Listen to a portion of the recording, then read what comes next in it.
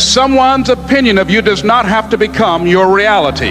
And I'm saying that if you know anybody that had some goal, some dream, something they wanted to do, and they did it, then I'm saying that you know in your heart that if someone has done it, then you can do it. It's possible.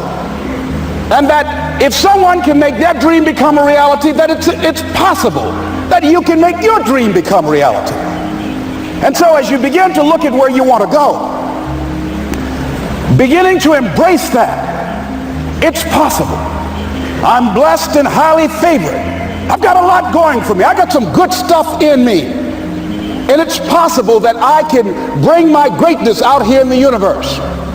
That I can do what I want to do. It's possible I can write my own book. I can have my own business. I can take the trip and travel around the world. It's possible. I can bounce back from adversity and reinvent my life. It's possible. Regardless of where I am, the things can get better for me. It's possible. I'm thinking about two men right here in Chicago who are fairly successful, similar background, educated. They worked for a corporation for many years, and they were among many people that were laid off. Two guys who were very good friends. What was the difference between the two men? Eyesight and mindsight. Eyesight is judging on what you see, judging according to appearances. But mindsight is how you interpret what you see. One guy said, it's not possible, it's over, I'm finished. I can't do it. I can't make it. He surrendered. I've faced rejection again and again. I'm not going anymore. There are no jobs out there. But this other guy, he felt that in spite of the no's and rejections, in spite of how bad the economy is, in spite of what the newspapers are saying, that it's possible that somebody somewhere will give me a job. He just kept going, thinking it was possible. And guess what, ladies and gentlemen? That's what we have to do with our dreams. Because things happen to you in life that you can never, ever anticipate. And many times when those things happen, you want to give up. The life is about growth. And he said, you can either go back to your comfort zone, and there you won't find any growth, or you must be willing to go forward and face your fears again and again and again. Because you're never going to have a fear-free existence. I mean, some fear is acceptable and legitimate. There are some things that you really should be afraid of. Now, you shouldn't allow it to immobilize you. You acknowledge it, you take it into account, and you carry yourself accordingly. There are times that we should proceed with caution. But it's the difference between being stopped by fear. It's the difference between having a fear and the fear having you. So what do? One, acknowledge it, and knowing that it's okay. Don't condemn yourself for being afraid. It's perfectly fine to have some fears. You acknowledge your fears, you embrace those fears, and then you move on. You act on whatever it is that you fear. Because once you embrace it, see, what you resist will persist.